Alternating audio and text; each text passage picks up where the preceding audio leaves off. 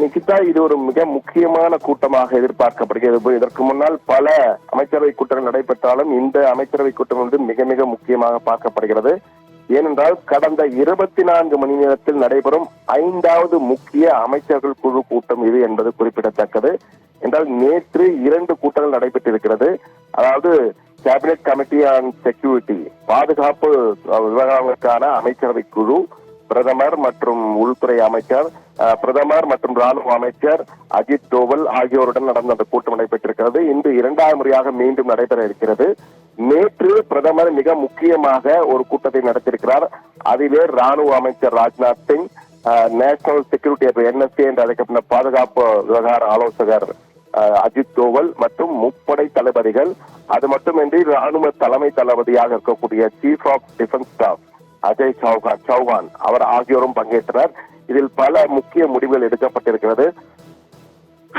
அது மட்டுமல்ல, இந்த கூட்டத்திற்கு பிறகு இன்று மட்டும், நேற்று இந்த கூட்டம் அதே போன்று நேற்று அந்த கூட்டம் நடைபெற்ற அதே நேரத்திலே துணை ராணுவ படை தளபதிகள், அதாவது பல்வேறு துணை ராணுவ பிரிவுகள் இருக்கின்றன. CRPF, CASF, இந்தோ டிபோட்டியன் படை, BSF பார்டர் செக்யூரிட்டி போர்ஸ் என்று பல்வேறு துணை ராணுவ படையினர் இருக்கிறார்கள்.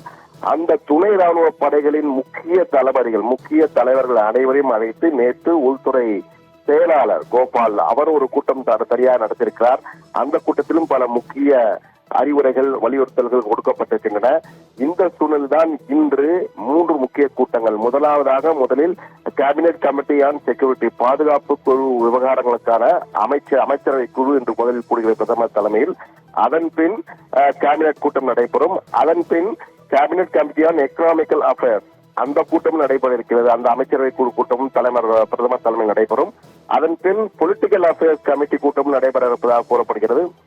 எனவே அடுத்தடுத்து முக்கிய முடிவுகளை எடுக்கவும் என்ன முடிவுகள் எடுக்கப்பட்டிருக்கின்றன, பிரதமரும் முப்படை தளபதிகள், ராணுவ அமைச்சர் மற்றும் தேசிய பாதுகாப்பு ஆலோசகர் இவர்களெல்லாம் பேசியதில் என்ன முக்கிய முடிவுகள் எடுக்கப்பட்டிருக்கின்றன, என்னென்ன செய்ய போகிறோம், என்னென்ன வினைகள் வந்தால் எதிர்வினைகளை எப்படி ஆற்ற வேண்டும், எப்படி செயல்பட வேண்டும், நாட்டின் பொருளாதாரமோ அல்லது நாட்டின் எந்த பிரச்சனையும் ஏற்படாமல் அடுத்த கட்டத்திற்கு எப்படி கொண்டு செல்வது, பகல்காம் டெரர், பகல்காம் பயங்கரத்திற்கு பிறகு என்ன நடக்கும், என்ன நடக்கப் போகிறது, அதை எப்படி சமாளிக்க வேண்டும் என்பது குறித்த முக்கிய முடிவுகள் எடுக்கப்பட்டு அதற்கான அறிவுறுத்தல்கள் வழங்கப்பட்டு அதை செயல்படுத்துவதற்கான நடைமுறைகள் இன்று தீர்மானிக்கப்பட இருக்கின்றன. அதற்காக இந்த கூட்டம் நடைபெற இருக்கிறது.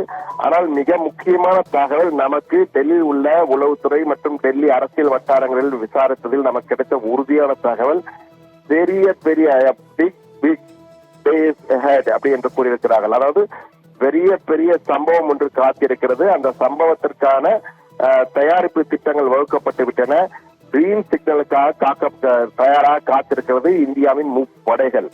கடல், தரை, வான் என 3 படைகளும் தற்போது தயார் நிலையில் இருக்கின்றன. எந்த நேரத்திலும் சிக்னல் கிடைத்தவுடன் தாக்குதலை தொடங்கலாம் என்ற வகையிலே காத்திருக்கிறார்கள். ஆனால் எதுவும் உறுதி செய்யப்படவில்லை. நேற்று முப்படை தளபதிகளை அழைத்து அவரவர் தயார் நிலை எப்படி இருக்கிறது, எல்லைகளில் எப்படி நிலை இருக்கு என்பது குறித்தெல்லாம் நேற்று ஆலோசிக்கப்பட்டிருக்கிறது.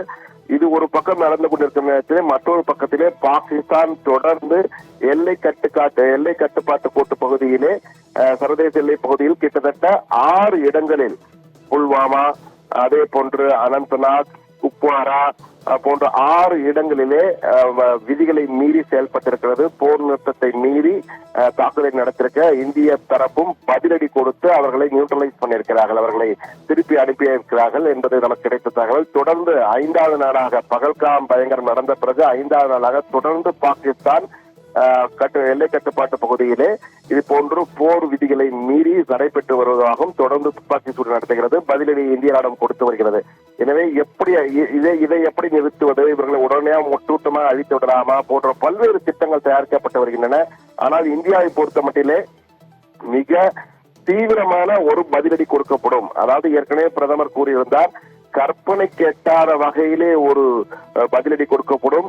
பூமியில் எந்த இடத்திலும் அவர்கள் மறைந்து விட முடியாது. இந்த தாக்குதலை நடத்தியவர்கள் பூமியில் எந்த இடத்திலும் மறைந்து வாழ முடியாது. தேடி சல்லடையாக துளைப்போம் என கூறியிருந்தார். அந்த வகையில் தாக்குதல் இருக்க வேண்டும் என்பதற்காக இந்த திட்டமிடல் மிக தீவிரமாக நடைபெற்று வருகிறது. ஆனால் எப்பொழுது எந்த நேரத்தில் நடைபெறும் என்பது முழு சுதந்திரம். அதாவது நேற்று முப்படை தலைவரிடம் பேசும்போது பிரதமர் சொன்னதாக கூறப்படுவது என்னவென்றால், முழு சுதந்திரம் முப்படைகளுக்கும் வழங்கப்பட்டிருக்கிறது. எப்படி தாக்குதல் நடத்தலாம், எந்த வகையில் நடத்தலாம், எந்த நேரத்தில் நடத்தலாம் என்பது குறித்தெல்லாம் நீங்களே முழு சுதந்திரத்துடன் செயல்படலாம் என கூறப்பட்டிருப்பது.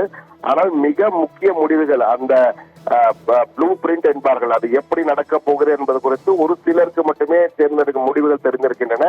அவை எப்படி என்பது குறித்து இன்னும் வெளிப்படையாக எதுவும் தெரிவிக்கவில்லை. ஏனால் ரகசியங்கள் பாதுகாக்கப்பட என்பதற்காக மிக தெளிவாக இருக்கிறார்கள். ஆனால் இந்தியா ஒரு பெரிய தாக்குதலை நடத்தும் என்று பாகிஸ்தானுடைய டிஃபென்ஸ் மினிஸ்டர், ராணுவ அமைச்சர் தொடர்ந்து கூறி வருகிறார். 36 மணி நேரத்தில் ஒரு தாக்குதல் நடத்தும் என்று. ஆனால் தற்போது இந்தியாவும் அதற்கேற்ப சில நிகழ்வுகள் அடுத்தடுத்து 5 முக்கிய கூட்டங்கள் 24 மணி நேரத்தில் மத்திய அமைச்சரவையின் முக்கிய கூட்டங்கள் நடைபெறுகிறது. எனவே எதில் நடைபெறுமா என்பது தெரியவில்லை. ஆனால் பெரிய சம்பவம் காத்திருக்க என்பதை மட்டும் நமக்கு உறுதியான தகவல் தெரிவிக்கின்றன. அந்த சம்பவம் டிப்ளமேட்டிக்காக இருக்குமா அல்லது சர்ஜிக்கல் ஸ்ட்ரைக், பிரிசைசிங் ஸ்ட்ரைக் என்கிறார்கள். கடந்த முறை சர்ஜிக்கல் ஸ்ட்ரைக் என்றார்கள், இந்த மாதிரி பிரிசைசிங் ஸ்ட்ரைக், துல்லியமான தாக்குதல் என கூறுகிறார்கள். எனவே ஏதோ ஒரு தாக்குதல் நடத்தப்படும் என்பதற்கான வாய்ப்பு இருப்பதாகவே அங்கு கூறப்படுகிறது டெல்லி வட்டாரங்களே. ஆனால் இன்று எடுக்கப்படும் முடிவுகள் குறித்து அமைச்சரவை குழு கூட்டம் முடிந்த பிறகு செய்தியாளர் சந்திப்பு நடைபெற வாய்ப்பு இருக்கிறது. அந்த சந்திப்பின் போது சில விடயங்கள் மட்டும் வெளிப்படையாக தெரிவிக்கப்படும், மற்றவை ரகசியமாக வைக்கப்படும். ஆனால் ஒரு மிகப்பெரிய சம்பவம் காத்திருக்கிறது என்பதை மட்டும் நம்மால் உணர முடிகிறது. அதற்கேற்பதான் தற்போது அடுத்தடுத்து கூட்டங்கள் நடைபெற்று வருகிறது. இந்த கூட்டங்களில் மிக தெளிவாக துல்லியமாக கடந்த முறை சர்ஜிக்கல் ஸ்ட்ரைக், யூரி ஸ்ட்ரைக் நடந்தது போல இந்த முறையும் மிக துல்லியமாக திட்டமிட்டு தாக்குதல் நடத்த வேண்டும் என்பதற்கேற்ப தற்போது முடிவுகள் எடுக்கப்பட்டு வருவதாக தகவல்கள் தெரிவிக்கின்றன. நிகிதா.